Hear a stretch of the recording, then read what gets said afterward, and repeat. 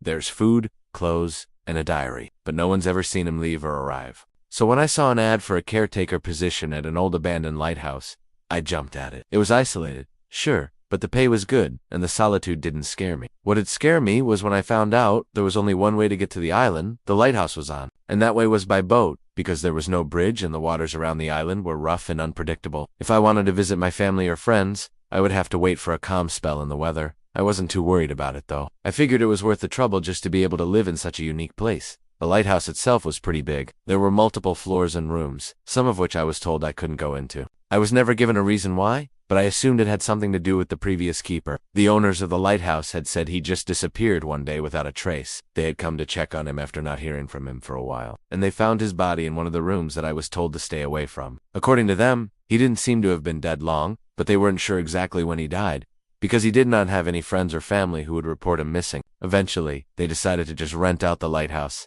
instead of continuing to search for whoever this guy was. When I first arrived, I didn't find anything out of the ordinary. Sure, the place looked like it had been cleaned in years, and there was a thick layer of dust everywhere, but that was to be expected. The owners had already told me that I'd have to clean the entire place before I could move in. What I didn't expect, however, was finding a diary in what I later learned was the last keeper's room. It was sitting on his desk with its pages open to the most recent entry. Curiosity got the better of me, so I read it. That's when I learned that the previous keeper's name was Thomas, and that he was going insane. He wrote about strange noises in the middle of the night, and how the walls of the lighthouse seemed to be closing in on him. Then the entries became more violent, talking about how he could untake it anymore, and that he was going to escape from whatever it was that was holding him there. The last entry was simply the date and the word freedom. After that, the entries stopped, and the pages were blank until the very end of the book. With my curiosity now fully piqued, I went to go look for Thomas, but he was nowhere to be found. I checked every single room, including the ones the owners had told me to stay away from. The only other person I could have asked about him was the old caretaker who handed me the keys to the lighthouse. But when I went to go find her,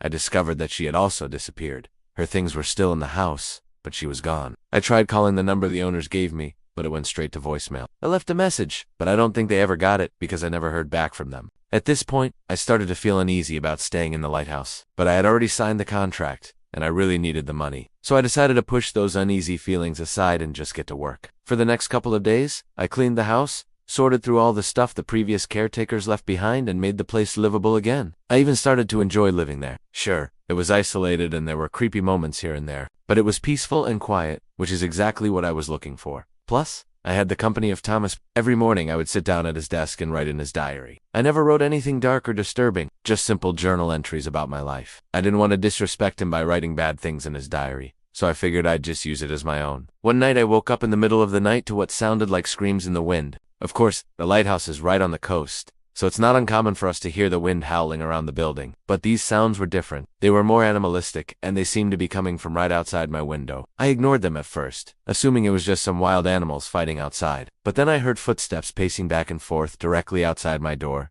I sat up in bed and listened intently. The footsteps stopped and then they started again, this time louder and closer than before. Suddenly, the doorknob started to turn. I froze in fear as the door slowly opened. I wanted to scream, but I couldn't make a sound. My eyes followed the path of the opening door, and what I saw made my blood run cold. Standing in the doorway was a tall, gaunt man with long, greasy hair and a maniacal grin on his face. His eyes were wide and unblinking as he stared directly at me. I don't remember how long we just stood there staring at each other, but it felt like hours. Finally, he broke the silence. "You found me?" he rasped, his voice like nails on a chalkboard. "You finally found me." Before I could respond, he lunged at me and I screamed. When I came to, I was lying on the floor with cuts and bruises all over my arms and legs. The man was nowhere to be seen, but there was something new in the room. The diary? It had been knocked off the desk and lay open to the last page. In the corner of the page, I noticed some writing that wasn't there before. It was Thomas's handwriting. "He comes for me every night, trying to drag me down into the darkness with him," it read.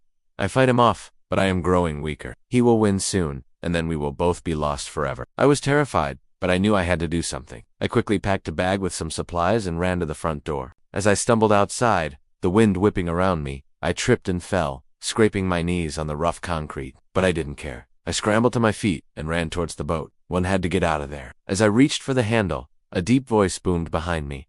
"Going somewhere." I spun around to see the man from my nightmare standing right there, his grin wider than ever. I screamed and ran to the boat. I dove in and began paddling furiously, desperately trying to put as much distance between myself and the lighthouse as possible, but it was no use. The man was faster than me. He reached the boat within seconds and grabbed my hair, pulling me out of the water. I thrashed and screamed, but he just laughed, his grip on me tightening. I closed my eyes, waiting for him to drag me down into the darkness, but it never came. Instead, I felt something soft brush against my cheek. I opened my eyes to see a small bird sitting on my hand. It chirped and fluttered its wings. And then I realized that I was no longer in danger. The bird had stung the man, and now he was in pain, thrashing around and screaming. I took this chance to get away. I dove back into the water and swam away from the lighthouse as fast as I could. When I finally reached shore, I collapsed on the beach, shivering and exhausted. I had made it. I had escaped the lighthouse and the creature who lived there.